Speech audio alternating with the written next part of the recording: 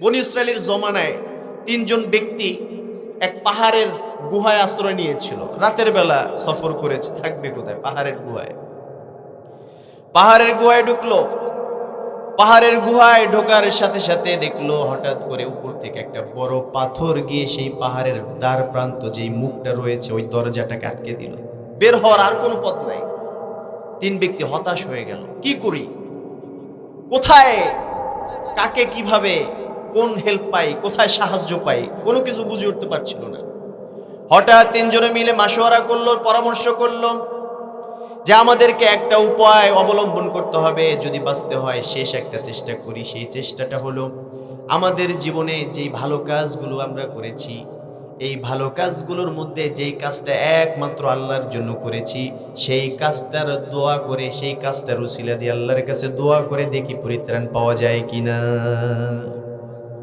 যখন তারা সর্বপ্রথম তিনজনের একজন দোয়া করল, আল্লাহ আমাকে আপনি পৃথিবীর সবচেয়ে বড় নেয়ামতগুলোর মধ্যে অন্যতম আমার বাবা মাকে দিয়েছিলেন। আপনি তো জানেন আমার বাবা মা যখন ছিলেন বৃদ্ধ অবস্থায়, আমার ঘরে অসুস্থ অবস্থায় আমার বাবা মা ছিল। আমার বাবা মাকে প্রতিদিন আমি দুধ পান করানোর আগে আমার সন্তানদেরকে, আমার স্ত্রীকে, আমার দাসীদেরকে আমি কখনো দুধ পান করতে দিতাম না। সর্বপ্রথম দুধ দোহন করেই বাবা মায়ের কাছে নিয়ে যেতাম যে বাবা এটা আপনার জন্য, মা এটা আপনার জন্য। বাবা মা যখন পান করতো তারপরে আমার কলিজার টুকরা সন্তানদেরকে আমি পান করাতাম। কিন্তু একদিন আমার বাহির থেকে আসতে দেরি হয়ে গিয়েছিল। ঘরে ঢুকে দেখি এবার বাবাও ঘুমিয়ে গিয়েছে, মাও ঘুমিয়ে গেছে। কিন্তু আমার খুব ইচ্ছা ছিল তাদেরকে গতানুগতিক ভাবে আমি দুধ পান করিয়ে তারপরে আমি অন্যদের মুখে দিব। তো অন্যরা, আমার সন্তানগুলো দুধের জন্য কান্নাকাটি করছিল। ক্ষুধার নিবারণ, ক্ষুধার যন্ত্রণা সহ্য করতে না পেরে আমার কলিজার টুকরা সন্তান তারা দুধ আমার কাছে চেয়েছিল, ঠিক আছে, কিন্তু আমি কাউকে দেই নাই। আমি দুধ নিয়ে আমার বাবা মায়ের মাথার কাছে দাঁড়িয়েছিলাম সারাটা রাত। বাবা মায়ের ঘুম যখন ভাঙলো, এবার তারা উঠলেন, তাদেরকে দুধ পান করালাম, তারপরে আমি আমার পরিবারকে পান করিয়েছিলাম। আল্লাহ, এই কাজটা যদি একমাত্র আপনাকে খুশি করার জন্য করে থাকি, আর এই কাজটা যদি আপনার কাছে ভালো লেগে থাকে, তাহলে আজকে এই বড় ধরনের মুসিবত থেকে আপনি আল্লাহ আমাদেরকে রক্ষা করেন। দোয়া করতে দেরি আছে। আমার প্রিয় মুসলমান ভাইয়েরা, আমি বলেছিলাম কেউ যদি আল্লাহর জন্য কোনো কাজ করে সে আখিরাতে তো পাবেই, দুনিয়াতে তার জন্য আছে না নাই? ওই ব্যক্তি যখন দোয়া করলেন সাথে সাথে পাথরের 3 ভাগের 1 ভাগ সরে গেল। আমার রাসূল সাল্লাল্লাহু আলাইহি ওয়াসাল্লাম কোরআনের দার্সের শিক্ষা নিজে শিক্ষকের ভূমিকা পালন করে আমাদেরকে দিয়ে গেছেন। কিভাবে কোরআন থেকে শেখাতে হয়, কিভাবে শিক্ষা নিতে হয়, সব আদর্শগুলো আমার রাসূল দিয়ে গেছেন। বলেন সুবহানাল্লাহ। আমরা সেই কোরআনের আজকে সূরা বাকারা থেকে কথা বলবো। সূরা বাকারা কোরআনের সবচেয়ে বড় সূরা এবং এই সূরাটির অনেক ফজিলত রয়েছে। কোনো খালি ঘরে, যেই ঘরে আপনারা জিন ভূতের ভয় করেন, সেখানে যদি 3 দিন এক নাগারে সূরা বাকারা থেকে তেলাওয়াত করা হয়, তাহলে ওই ঘর থেকে জিনের উপদ্রব এটা আল্লাহ তাআলা দূর করে দেন। সুবহানাল্লাহ, আসতে বললেন না? আবার যদি এই সূরা বাকারা কোনো ব্যক্তি দৈনিক পাঠ করে, তাহলে ওই ব্যক্তির চেহারার নূরকে বৃদ্ধি করেন একজন, তিনি কে?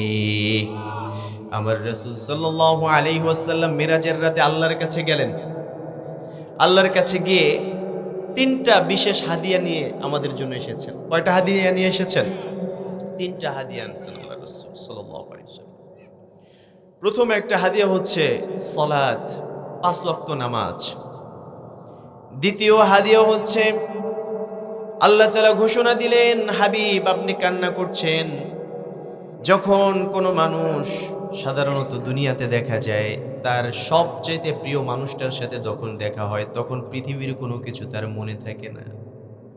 কিন্তু আমার নবী যখন তার সবচেয়ে প্রিয় মাশউক সেই আল্লাহ তাআলার সাথে দেখা করতে গেলেন, মেরাজের রাতে এত খুশিময় অবস্থা ছিল, নবীর জন্য আল্লাহ তাআলা নিয়ামতের সবগুলো ভান্ডার খুলে দিলেন। সেই অবস্থাতেও আমার রাসূলের চোখ দিয়ে টপ টপ করে পানি পড়ছিল। আল্লাহ তাআলা প্রশ্ন করলেন, হাবিব, এই খুশির সময় আনন্দ ঘন মুহূর্তে আপনি কান্না করছেন, কারণটা কি? আমার নবী বললেন, আল্লাহ আপনি তো আমাকে দিচ্ছেন, কিন্তু আমার উম্মতের জন্য কি দিবে? আমার রাসূলকে আল্লাহ তাআলা বললেন, ইন্নাল্লাহা লা ইয়াগফিরু আন ইউশরাকা বিহি ওয়া ইয়াগফিরু মা দুনা যালিকা লিমান ইয়াশা। আল্লাহু আকবার। আল্লাহ বললেন, ও হাবিব, আপনার উম্মতের জন্য একটা মহান ঘোষণা আমি আল্লাহ তাআলা করে দিচ্ছি, যেটা অন্য কোনো উম্মতদেরকে সেই সুযোগ দেই নাই। আপনার উম্মতেরা হয়তো বা ভুল ত্রুটি করবে, কিন্তু শুধুমাত্র দুইটা জিনিস থেকে যদি বিরত থাকতে পারে। কয়টা জিনিস? একটা হচ্ছে শিরক, আরেকটা কুফর। এই দুইটা থেকে যদি দূরে থাকতে পারে, আমি আল্লাহ সুবহানাহু ওয়া তাআলা কথা দিলাম, নবী আপনার খাতিরে আপনার উম্মতদেরকে আমি মাফ করে জান্নাতি বানিয়ে দিব। এটা ছিল দ্বিতীয় হাদিয়া। তৃতীয় হাদিয়া হচ্ছে সূরা আল বাকারা এর শেষের দুইটা আয়াত। সুবহানাল্লাহ বলবেন না? আমরা সূরা বাকারার শেষের দুই আয়াত নিয়ে আলোচনা করতে গেলে অনেক সময় লাগবে, হুজুররা জানে এটা কিন্তু অনেক বড় তাফসীর। তা আমরা সূরা বাকারার 286 আয়াত আছে সূরা বাকারায় মোট। সূরা বাকারার 285 নম্বর আয়াত থেকে কিছু কথা বলার চেষ্টা করব ইনশাআল্লাহ। সূরার নাম কি? বাকারা। বাকারা শব্দের অর্থ হচ্ছে গাভী। আর এই সূরার মধ্যে আয়াত রয়েছে 286টি। আমরা আলোচনা করব 285 নম্বর আয়াত নিয়ে ইনশাআল্লাহ। এই আয়াতে কারিমায় আল্লাহ তাআলা আমাদেরকে ঈমানের খুব বেসিক যেই 5টা ভিত্তি রয়েছে, এই ভিত্তি নিয়ে এই আলোচনা এখানে আল্লাহ তাআলা করেছেন এই আয়াতে কারিমার মধ্যে। সুবহানাল্লাহ। আল্লাহ তাআলা বললেন, আমানার রাসূলু বিমা উনজিলা ইলাইহি মির রাব্বিহি ওয়াল মুমিনুন কুল্লুন আমানা বিল্লাহি ওয়া মালাইকাতিহি ওয়া কুতুবিহি ওয়া রুসুলিহি لا نفرق بين أحد من رسله وقالوا سمعنا وأطعنا غفرانك ربنا وإليك المصير। আল্লাহ তাআলা বললেন, আমানার রাসূল, আমার রাসূল সাল্লাল্লাহু আলাইহি ওয়াসাল্লাম ঈমান এনেছে। এরপরে আল্লাহ তাআলা বললেন, বিমা উনজিলা ইলাইহি মির রাব্বিহি ওয়াল মুমিনুন। আল্লাহ তাআলা বললেন, আমার রাসূল কিসের উপর বিশ্বাস করেছে? আমি আল্লাহ তাআলা আকাশ থেকে যেটা তাকে হাদিয়া হিসেবে নাজিল করেছি সেটার উপরে আগেই উম্মতদেরকে দাওয়াত দেয় নাই, আগে নিজে বিশ্বাস করেছে। সুবহানাল্লাহ বলবেন না? আমার রাসূল বলেছেন, আমাকে আল্লাহ তাআলা এই গোটা পৃথিবীর জন্য শিক্ষক স্বরূপ প্রেরণ করেছেন। আমি হচ্ছে গোটা মানব জাতির জন্য শিক্ষক। সুবহানাল্লাহ বলেন। এই জন্য নবীজি আমাদেরকে শিখিয়েছেন। নবীজি যখন শিখিয়েছেন, নিজে আগে বিশ্বাস না করে কোনো জিনিস আমাদেরকে শেখান নাই, আগে নিজে বিশ্বাস করেছেন। কারণ কোরআনের একটা রুলস আছে, সেটা হচ্ছে লিমা তাকুলুনা মা লা তাফআলুন। যেই জিনিস নিজে করব না সেটা বলা যাবে, আবার যেটা নিজে করব, যেটা বলতে হবে সেটা আগে নিজেকেও করতে হবে। দরকার আছে না? আমার রাসূল সাল্লাল্লাহু আলাইহি ওয়াসাল্লাম সর্বপ্রথম কোরআনের উপরে, আল্লাহ তাআলার বিধানের উপরে নিজে আগে ঈমান আনলেন, পূর্ণ বিশ্বাস করলেন, তারপরে আমাদেরকে দাওয়াত দিলেন। এরপরে সমস্ত মুমিনরা বলল, কুল্লুন আমানা বিল্লাহি ওয়া মালাইকাতিহি ওয়া কুতুবিহি ওয়া রুসুলিহি লা নুফাররিকু বাইনা আহাদিম মির রুসুলি। সবাই সাধারণভাবে 5টা বিষয়ের উপরে ঈমান এনেছে। সুবহানাল্লাহ।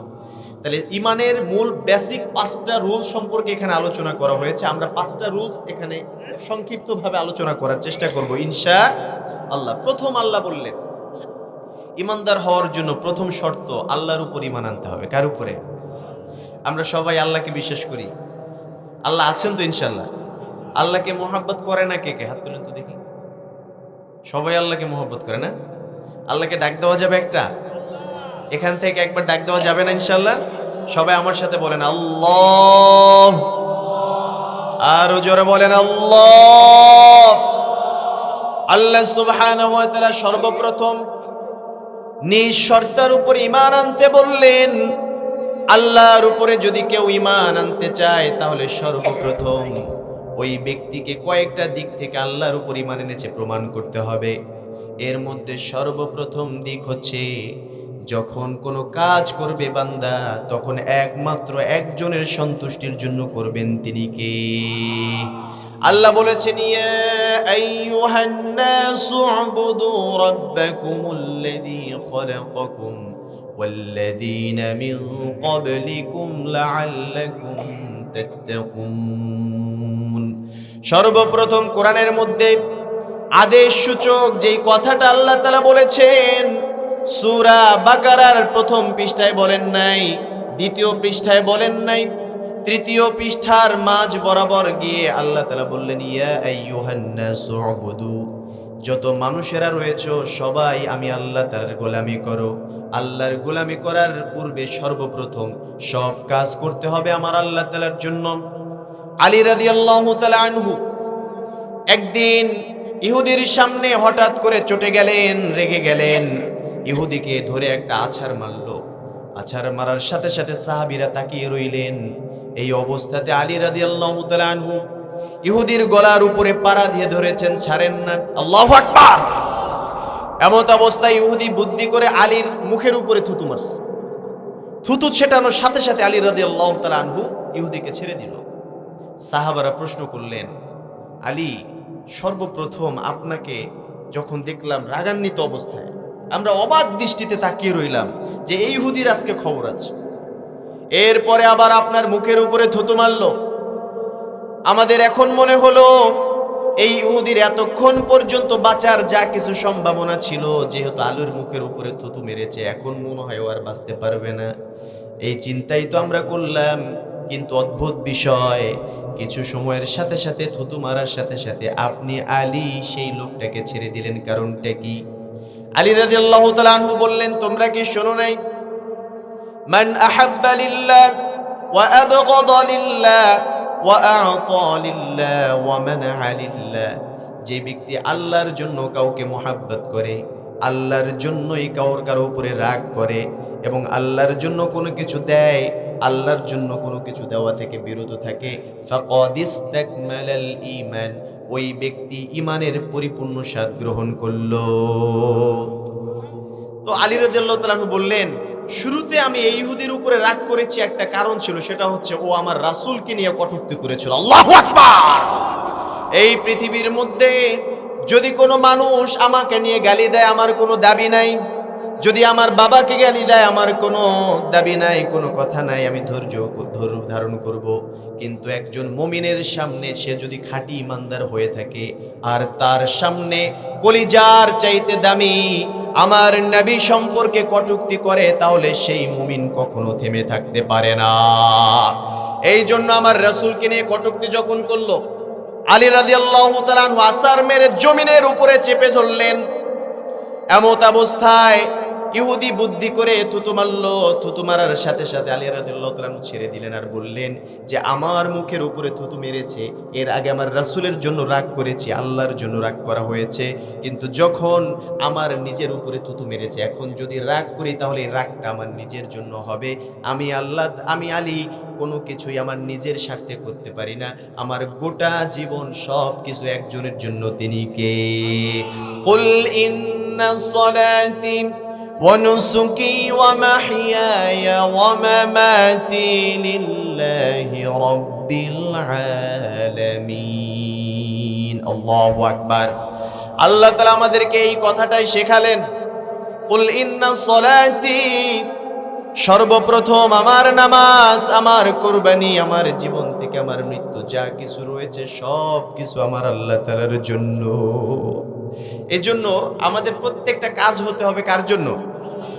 আল্লাহ তাআলা এই শিক্ষাটাই সূরা বাকারার 285 নম্বর আয়াতের শুরুতে দিলেন, কুল্লুন আমানা বিল্লাহ, সবাই আল্লাহর উপর ঈমান এনেছে। যারা মুমিন হয়েছে তারা আল্লাহ ছাড়া কখনো মুমিন হতে পারে নাই। ঈমানের সর্বপ্রথম শর্ত হচ্ছে আল্লাহর উপর ঈমান আনার দরকার আছে না নাই?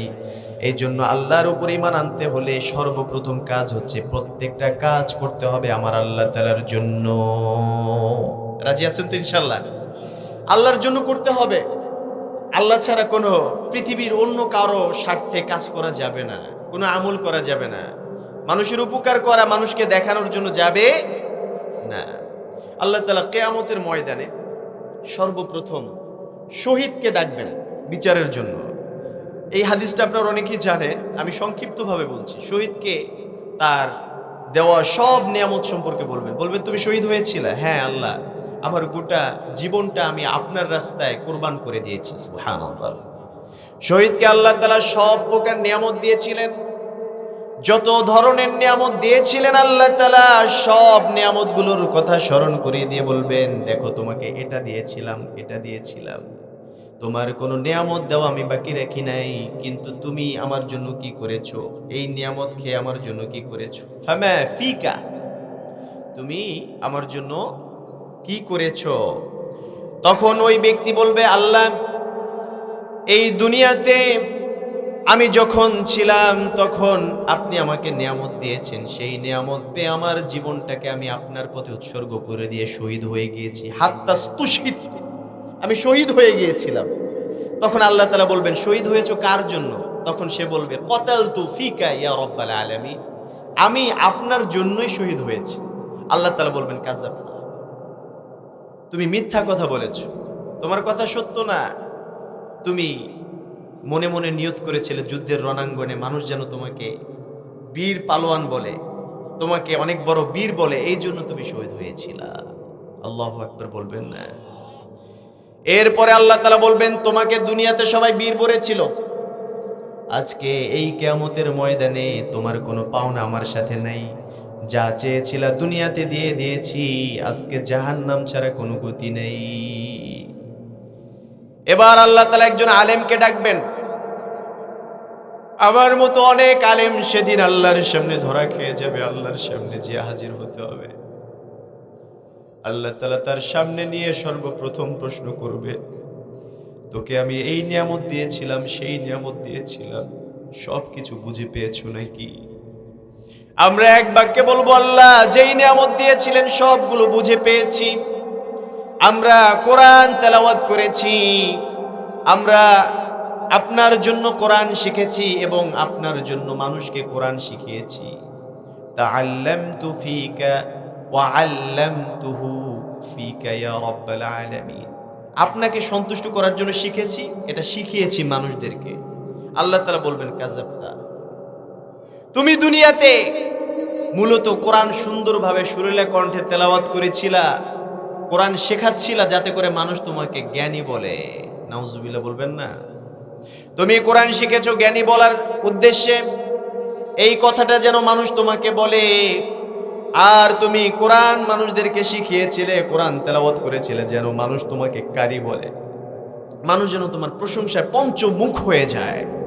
সুতরাং তুমি যা চেয়েছিলা সেটা দুনিয়াতে পেয়ে গিয়েছো, আজকে আখিরাতে তোমার জন্য কিছু নাই, জাহান্নামে চলে যাও। নাউজুবিল্লাহ। এরপরে আল্লাহ তাআলা দানবীর ব্যক্তিকে সামনে হাজির করে তাকে একই প্রশ্ন করবেন।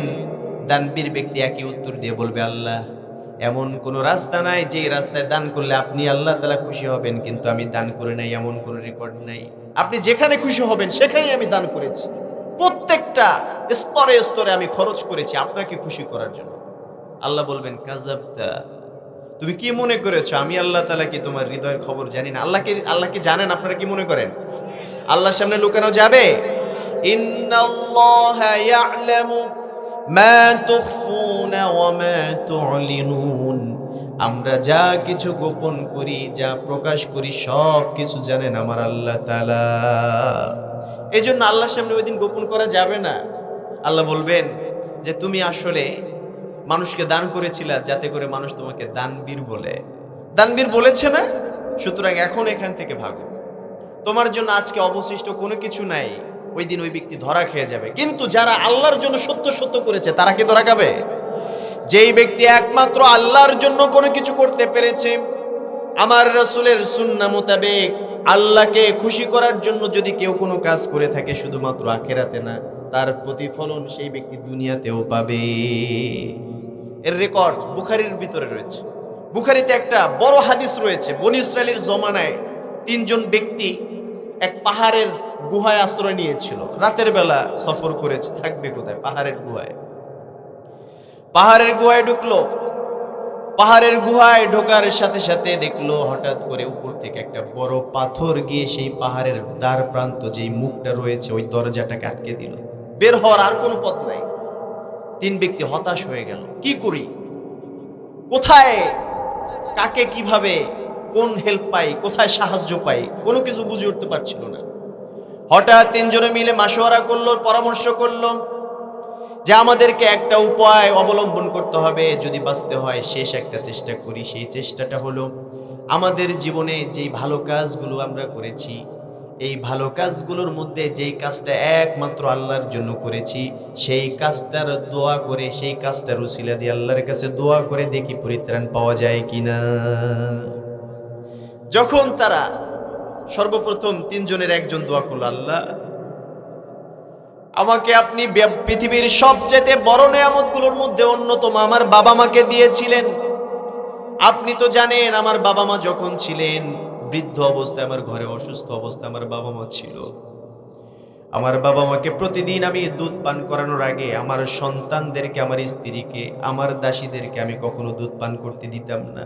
সর্বপ্রথম দুধ দোহন করেই বাবা মায়ের কাছে নিয়ে যেতাম যে বাবা এটা আপনার জন্য, মা এটা আপনার জন্য। বাবা মা যখন পান করতো তারপরে আমার কলিজার টুকরা সন্তানদেরকে আমি পান করাতাম। কিন্তু একদিন আমার বাহির থেকে আসতে দেরি হয়ে গিয়েছিল। ঘরে ঢুকে দেখি এবার বাবাও ঘুমিয়ে গিয়েছে, মাও ঘুমিয়ে গেছে। কিন্তু আমার খুব ইচ্ছা ছিল তাদেরকে গতানুগতিকভাবে আমি দুধ পান করিয়ে তারপরে আমি অন্যদের মুখে দিব। তো অন্যরা, আমার সন্তানগুলো দুধের জন্য কান্নাকাটি করছিল। ক্ষুধার নিবারণ, ক্ষুধার যন্ত্রণা সহ্য করতে না পেরে আমার কলিজার টুকরা সন্তান তারা দুধ আমার কাছে চেয়েছিল, ঠিক আছে, কিন্তু আমি কাউকে দেই নাই। আমি দুধ নিয়ে আমার বাবা মায়ের মাথার কাছে দাঁড়িয়েছিলাম সারাটা রাত। বাবা মায়ের ঘুম যখন ভাঙলো, এবার তারা উঠলেন, তাদেরকে দুধ পান করালাম, তারপরে আমি আমার পরিবারকে পান করিয়েছিলাম। আল্লাহ, এই কাজটা যদি একমাত্র আপনাকে খুশি করার জন্য করে থাকি, আর এই কাজটা যদি আপনার কাছে ভালো লেগে থাকে, তাহলে আজকে এই বড় ধরনের মুসিবত থেকে আপনি আল্লাহ আমাদেরকে রক্ষা করেন।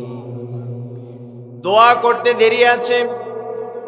আমার প্রিয় মুসলমান ভাইয়েরা, আমি বলেছিলাম কেউ যদি আল্লাহর জন্য কোনো কাজ করে সে আখিরাতে তো পাবেই, দুনিয়াতে তার জন্য আছে না নাই?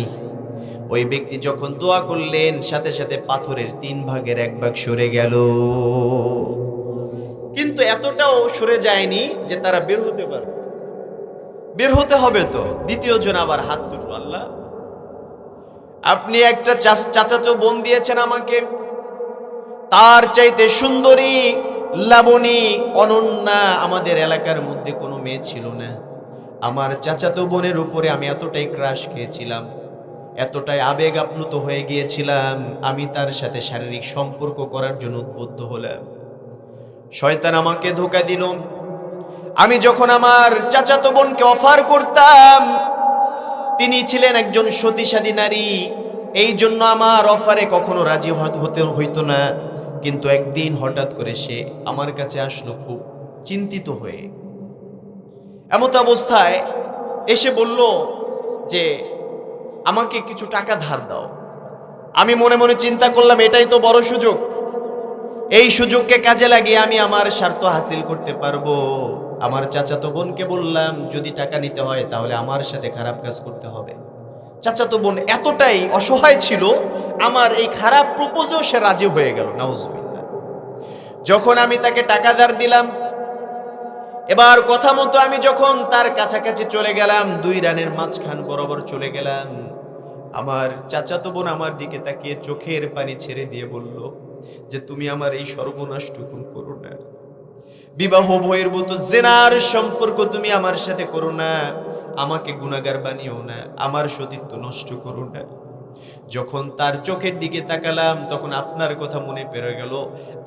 আপনি আল্লাহ তাআলাকে খুশি করার জন্য ওই দিন তার টাকাটাও মাফ করে দিয়েছিলাম এবং তার সাথে শারীরিক সম্পর্কে আমি জড়াই নাই।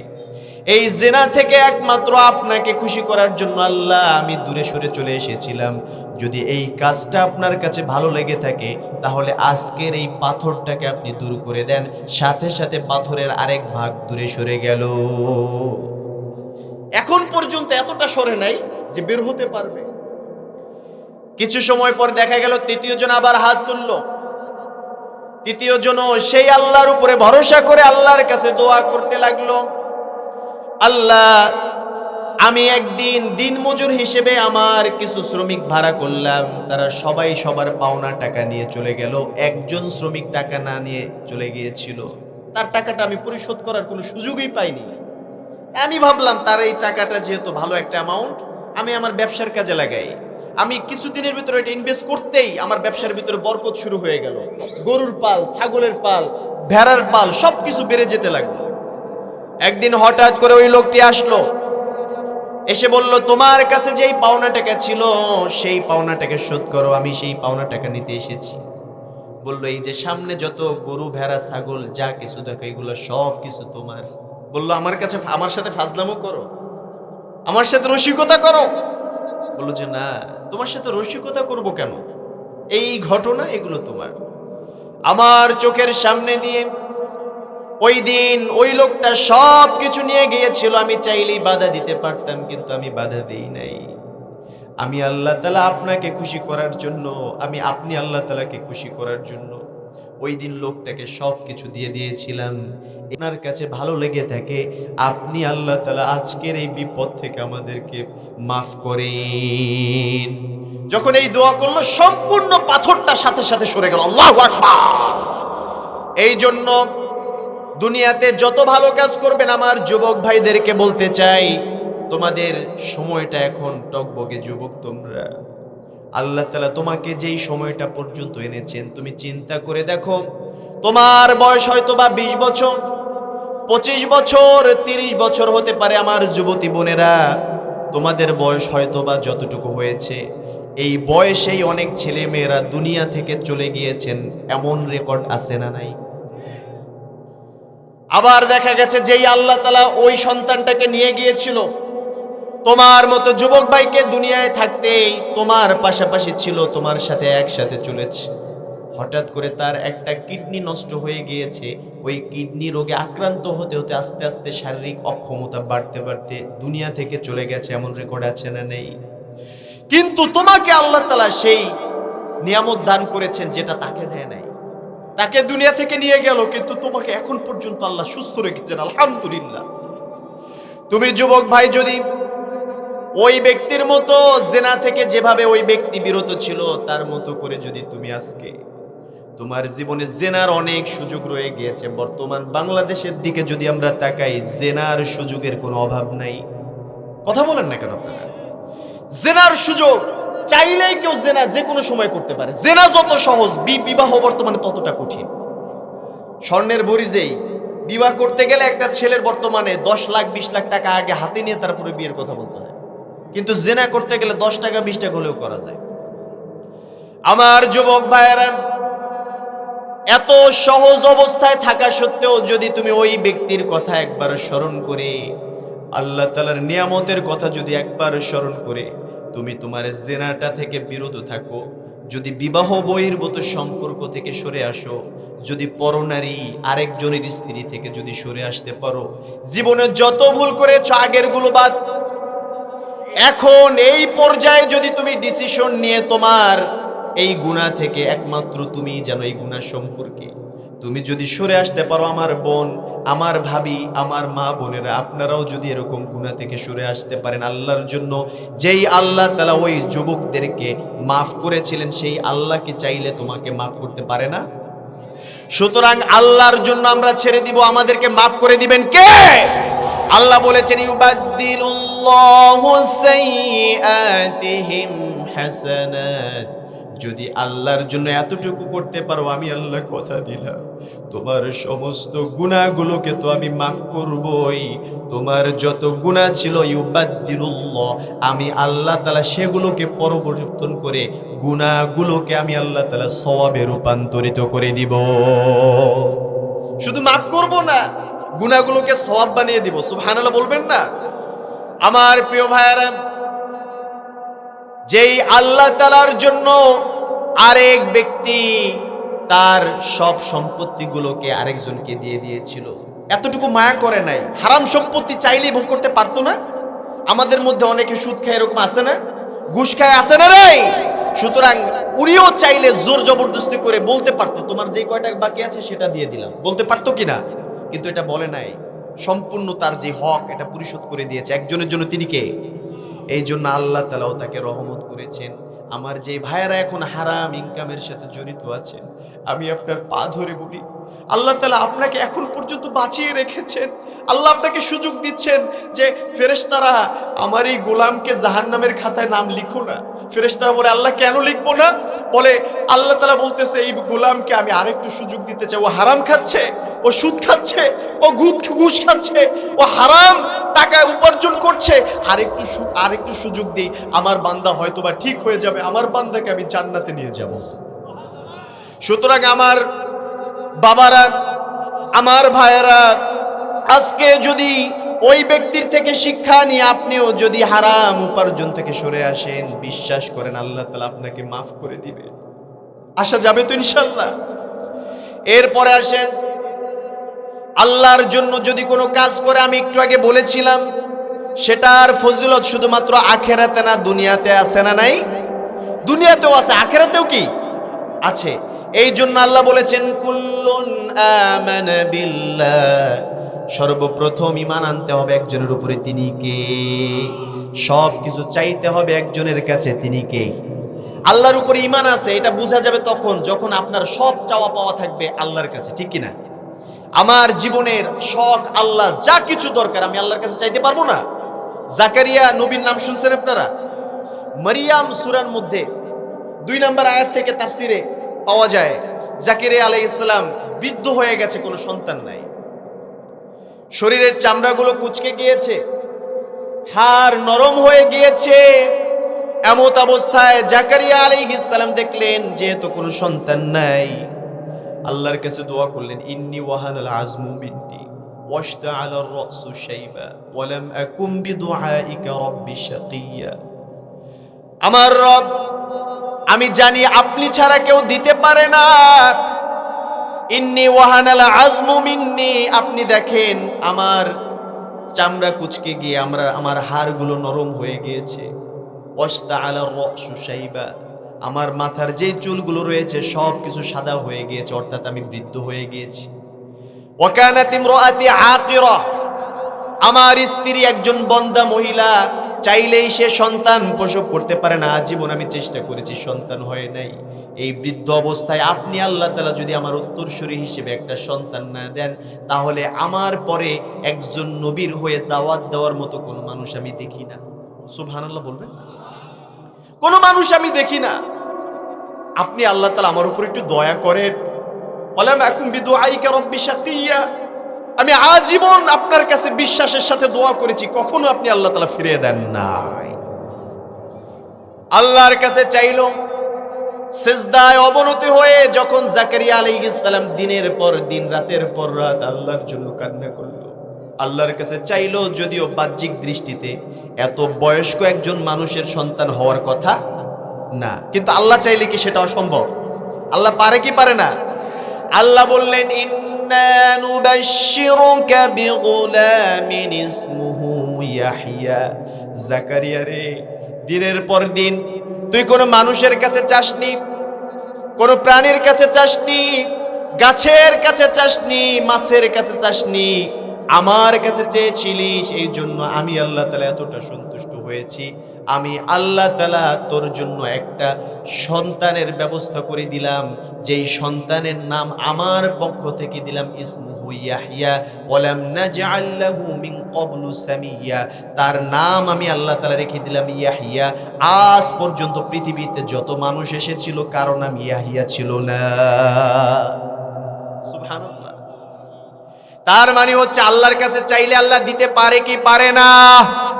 আল্লাহর উপরে ঈমান যাদের রয়েছে তারা সুখে দুঃখে একজনের কাছে চাইবে। তিনি কে?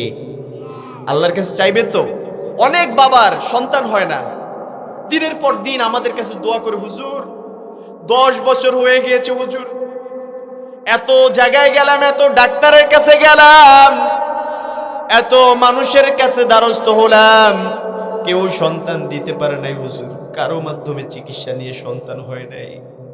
আমি বলি ভাই, আপনি আমার কাছে দোয়া চেয়েছেন, এটাও ভালো কাজ, পাশাপাশি আপনি যদি নীরবে নিভৃতে চোখের পানি ছেড়ে দিয়ে আল্লাহর কাছে বলেন, আমার মা বোনেরা, হয়তোবা আপনি সম্মানিতা নারী, আপনার চরিত্রে কোনো কলঙ্ক নাই, তারপরেও সন্তান দেওয়ার মালিক তো একমাত্র আল্লাহ।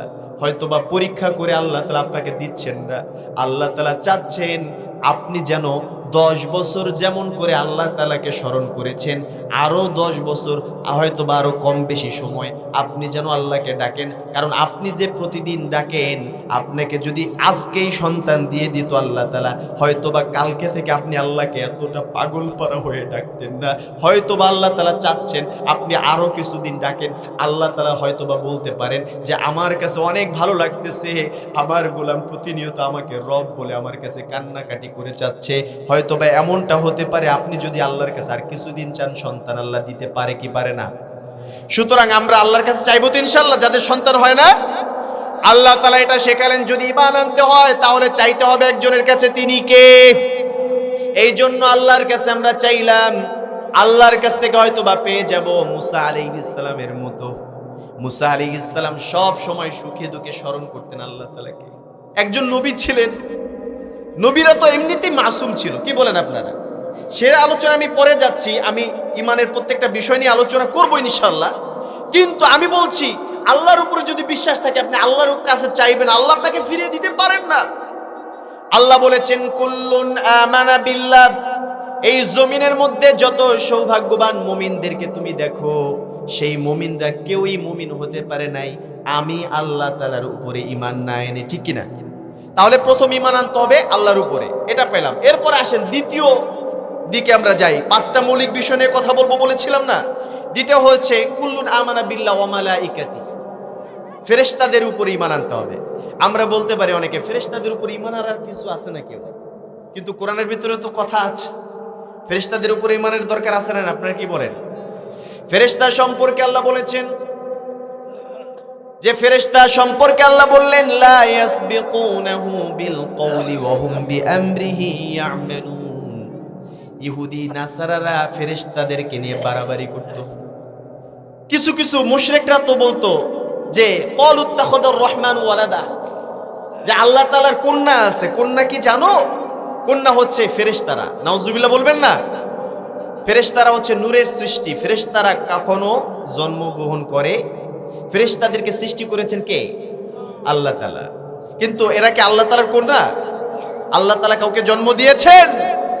আল্লাহ তাআলা সম্পর্কে কটূক্তি করে ওরা বলতে লাগলো, মুশরিকরা বলল, ক্বালু তাখাদার রহমান ওয়ালাদা, যে আল্লাহ তাআলার কন্যা হচ্ছে ফেরেশতারা। এরপরে ইহুদিরা বলা শুরু করলো যে ফেরেশতাদের মধ্যে কিছু কিছু ফেরেশতারা ইহুদিরা শত্রু বানিয়ে ফেললো। জিবরাইল আলাইহিস সালাম ওহী নিয়ে এসেছিল না? জিবরাইল আলাইহিস সালাম ওহী নিয়ে এসেছে, এই জন্য কিছু ইহুদিরা মনে করতো যে জিবরাইল ইহুদিদের জন্য শত্রু।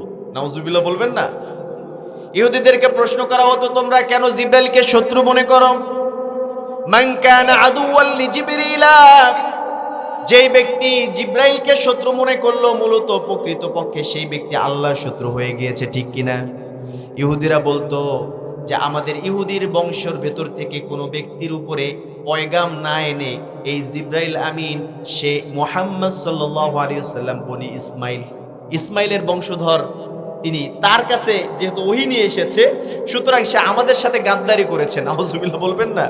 এজন্য ইহুদিরা ফেরেশতাদের সম্পর্কে কটূক্তি করে বলতো যে জিবরাইল আমিন হচ্ছে আমাদের শত্রু, নাউজুবিল্লাহ। এইদিকে আবার মিকাইল আলাইহিস সালামকে ভালোবাসতো, কারণ মিকাইল আলাইহিস সালাম পৃথিবীতে পানি দেয়, এটা ওদের কাছে বড় ভালো লাগতো। এরপরে নাসারারা আবার ফেরেশতা সম্পর্কে অন্য কথা বলতো, কিন্তু আল্লাহ বলল একজন মুমিন হিসেবে যারা ফেরেশতার উপর ঈমান আনে তাদের কর্তব্য হচ্ছে বাল ইবাদুম মুকরামুন, ফেরেশতা সম্পর্কে তাদের ধারণা থাকবে যে এই ফেরেশতারা হচ্ছে আল্লাহ তাআলার সম্মানিত গোলাম। সুবহানাল্লাহ। তাহলে ফেরেশতা সম্পর্কে ধারণা আমাদের হচ্ছে আল্লাহর গোলাম ফেরেশতারা। কার গোলাম? আল্লাহর গোলাম। ফেরেশতারা নূরের সৃষ্টি, কারো সন্তান না। আল্লাহ বলেছেন কুল হুয়াল্লাহু আহাদ আল্লাহুস সামাদ লাম ইয়ালিদ ওয়া লাম ইউলাদ ওয়া লাম ইয়াকুল লাহু কুফুয়ান আহাদ। আল্লাহ তাআলা এক, আল্লাহর কোনো শরীক নাই। আল্লাহ কারো মুখাপেক্ষী হয় না। আল্লাহ কাউকে জন্ম দেন নাই, আল্লাহ জন্মগ্রহণ করেন নাই, এবং আল্লাহর সমকক্ষে কেউ নাই। সুতরাং ফেরেশতারা হচ্ছে আল্লাহর বান্দা, এতটুকুই আমরা মানব, ঠিক কি না? ফেরেশতা সম্পর্কে আমাদেরকে জানতে হবে, এই ফেরেশতারা আমাদের জন্য দোয়া করে। সুবহানাল্লাহ বলেন। আল্লাযীনা ইয়াহমিলুনাল আরশা ওয়া মান হাওলাহু ইউসাব্বিহুনা। এই ফেরেশতারা যখন আরশ বহন করে, যেই ফেরেশতারা তারা আল্লাহর কাছে দোয়া করে, আল্লাহ ওয়া ইস্তাগফিরুনা লিল্লাযীনা আমানু, আপনার যত ঈমানদার বান্দারা রয়েছে ওই ঈমানদার বান্দাদেরকে আপনি মাফ করে দেন। ফেরেশতারা দোয়া করে। এরপরে ফেরেশতাদের সম্পর্কে আমরা প্রশ্ন করতে পারি যে হুজুর, তাহলে আর কার কার সম্পর্কে ফেরেশতারা দোয়া করে জানতে ইচ্ছা করে না? ফেরেশতারা দোয়া করে তখন নামাজের যখন আপনি মসজিদের ভিতরে চলে যান, নামাজের জন্য আপনি অপেক্ষা করতেছেন, এখনো জামাত দাঁড়ায় নাই, আরো 2-3 মিনিট বাকি আছে। এই 2-3 মিনিট যখন আপনি আল্লাহর জন্য ধৈর্য ধারণ করে, যখন আল্লাহর জিকির আজগারের সময় করে নামাজের জন্য অপেক্ষা করেন, ওই সময়ে ফেরেশতারা দোয়া করে বলে, আল্লাহ যেই গোলাম আপনার সালাত আদায় করার জন্য দেরি করতেছে তার সমস্ত গুনাহগুলোকে মাফ করে দেন। সুবহানাল্লাহ। আবার আপনি যখন এই যে রাতের বেলা ওযু করে ঘুমাবেন, ওযু করে ঘুমাচ্ছেন, আপনি ঘুমিয়েছেন, আপনি একটা গোড় দিবেন, এদিকে একবার নড়বেন, এদিকে একবার নড়বেন, প্রত্যেকবারে ফেরেশতা বলবে আল্লাহ এই গোলামকে মাফ করে দেন। সুবহানাল্লাহ।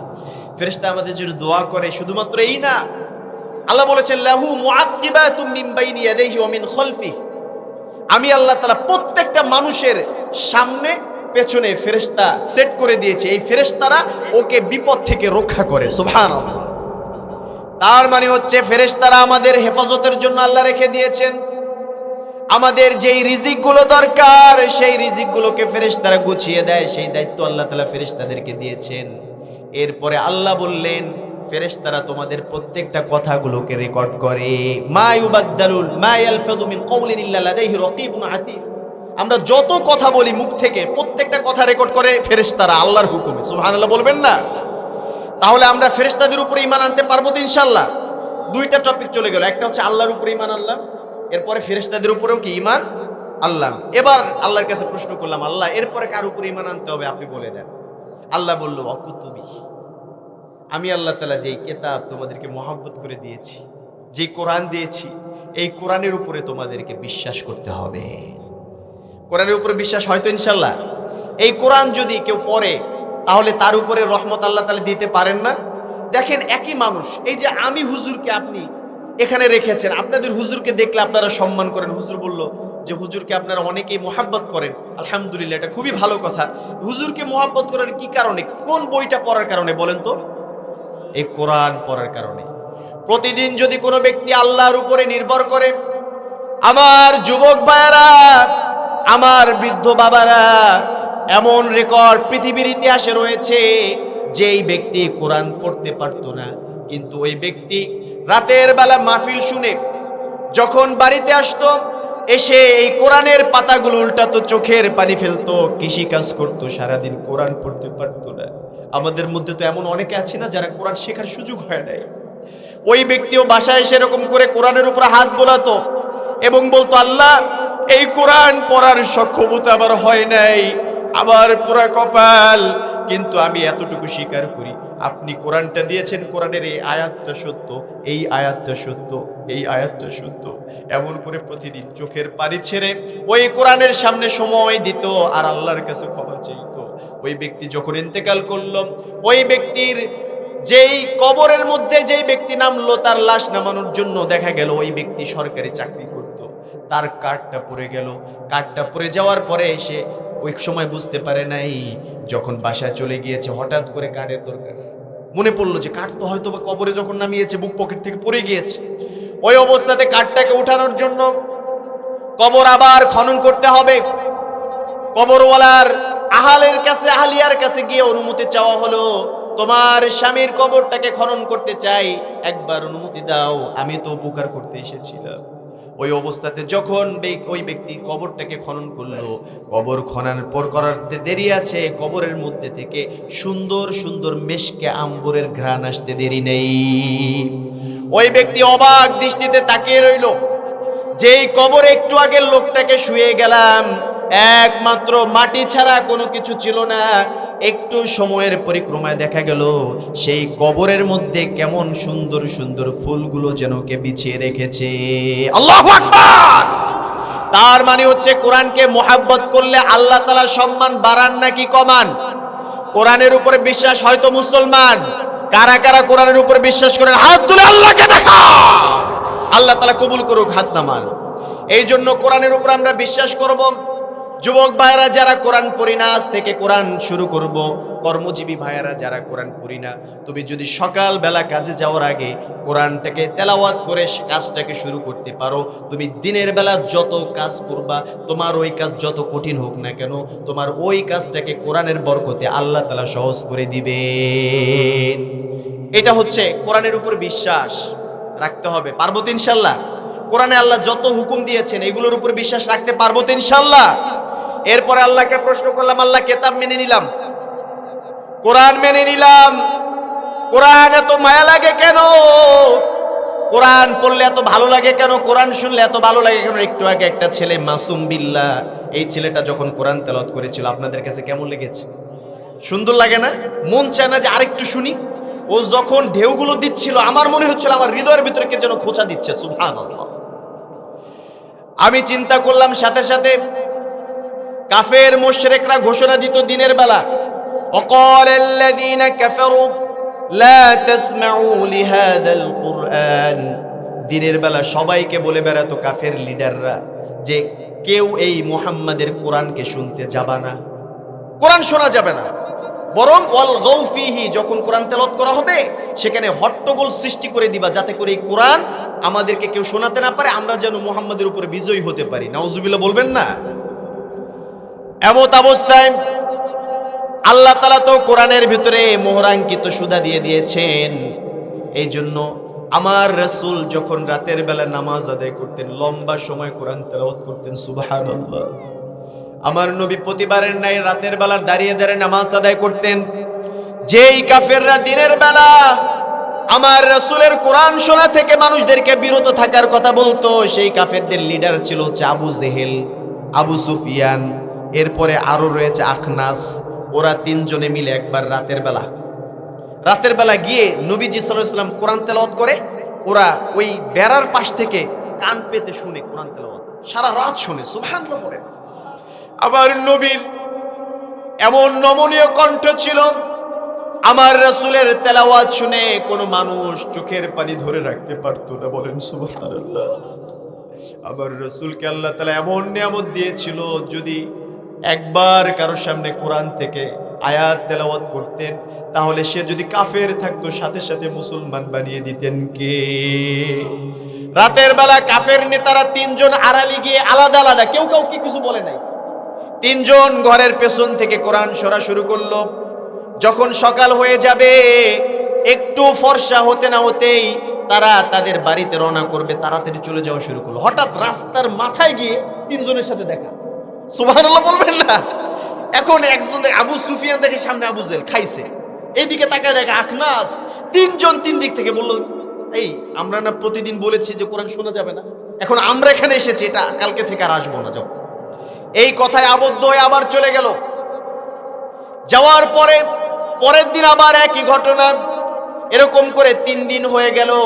কাফেররা 3 জন একসাথে হয়ে বলল, বলো তো আমরা কি কারণে বারবার চলে আসতেছি?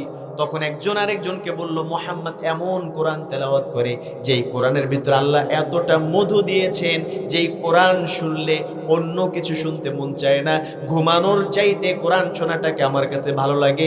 আমার অজান্তে আমি প্রতিদিন নিয়ত করে ঘুমাই যে আজকে বিছানায় থাকবো, যাব না, কিন্তু আমার অজান্তেই আমি কেমন যেন এখানে চলে আসি। সুবহানাল্লাহ। তাহলে এই কোরআনের মুজিজায় আমরা বিশ্বাস করব, কোরআনের উপর ঈমান আনবো ইনশাআল্লাহ। রাজি আছেন ইনশাআল্লাহ? আপনারা বিরক্ত হচ্ছেন? এরপরে আল্লাহর কাছে বললাম, আল্লাহ যেই জিনিসটা শুনতে চেয়েছিলাম আপনি বলেছেন আপনার উপর ঈমান আনতে, ঈমান আনলাম। আপনি বলেছেন ফেরেশতাদের উপর ঈমান আনতে হবে, ঈমান আনলাম। আপনি বলেছেন কিতাবের উপরে, কোরআনের উপর ঈমান আনতে হবে, আমরা বিশ্বাস করলাম। কিন্তু আমাদের হৃদয়ের রাসূলের উপরে কি ঈমান আনবো না? প্রশ্ন আসে না নাই?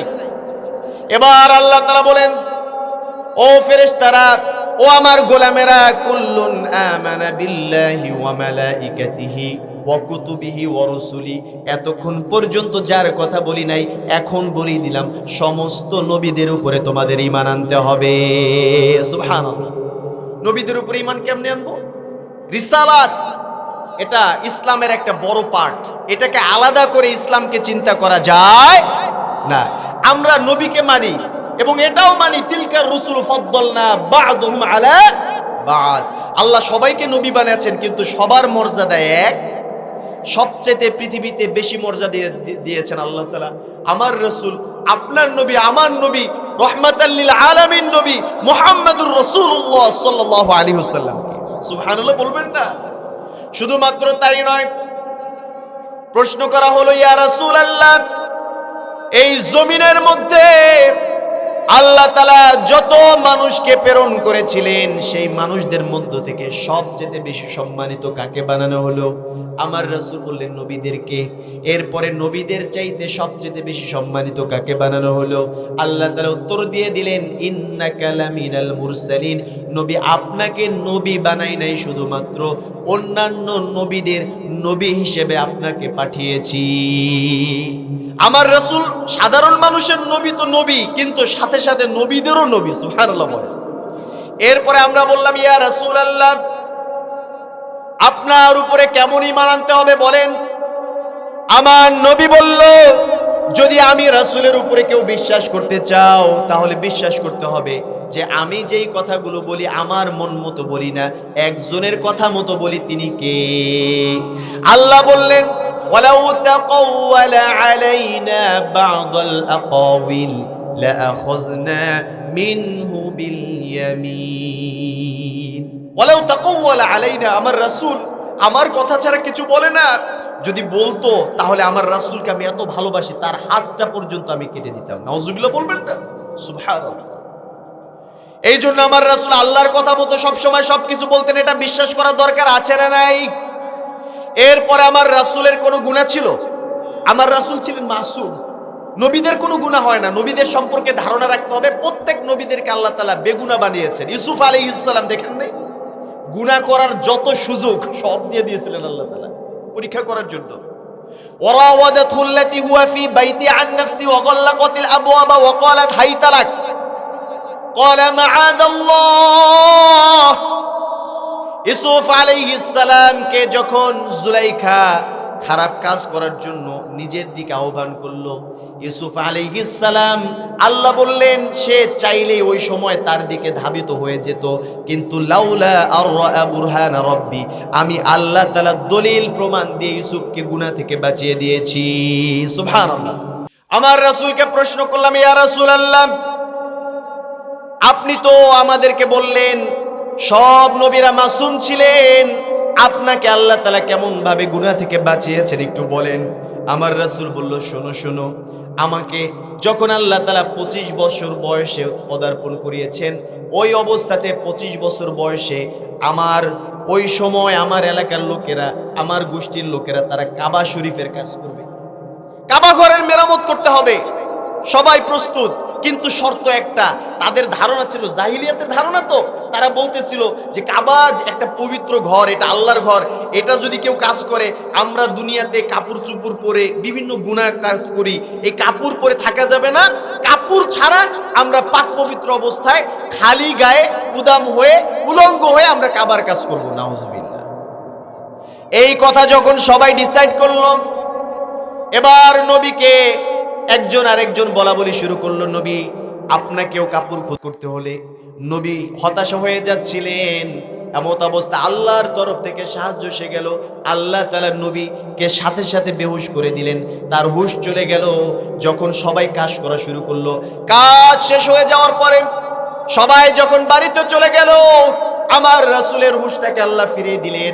নবী পরবর্তীতে বললেন, আল্লাহ তাআলা ওই দিন ওই গুনাহ থেকে আমাকে বেহুশ করার মাধ্যমে পরিত্রাণ দিয়েছিলেন। সুবহানাল্লাহ বলে। তার মানে আমার রাসূল মাসুম ছিলেন, কোনো সন্দেহ আছে? সুতরাং আমরা রাসূলের উপর ঈমান আনতে পারবো। রাসূলের মিরাজ হইছে, এটা বিশ্বাস করতে চায় না কে কে? হাত তুলুন তো দেখি। রাসূলের সশরীরে আল্লাহর সাথে মুলাকাত হয়েছে, মিরাজ হয়েছে, এটা যারা বিশ্বাস করবে না তারা কাফের। যারা এই বিশ্বাস করে না, আমরাও বিশ্বাস করি না যে সে মুসলমান, আমরা মনে করি সে কাফের। সে কি? সুতরাং রাসূলের নবুয়তের ব্যাপারে যে প্রশ্ন তুলবে তার সাথে আমাদের কোনো আপোষ, আমাদের সাথে তোমাদের তর্ক বিতর্ক হতে পারে, কিন্তু আমার রাসূলের পবিত্রতা নিয়ে, রাসূলের মিরাজ নিয়ে আমাদের সামনে কথা বলবো, আমরা ছেড়ে কথা বলবো? রাজি আছে তো মুসলমান? আমরা রাসূলকে ভালোবাসি তো ইনশাআল্লাহ? কারা কারা রাসূলকে ভালোবাসে হাত তুলে আল্লাহকে দেখান। আল্লাহ তাআলা কবুল করুক, হাত নামান।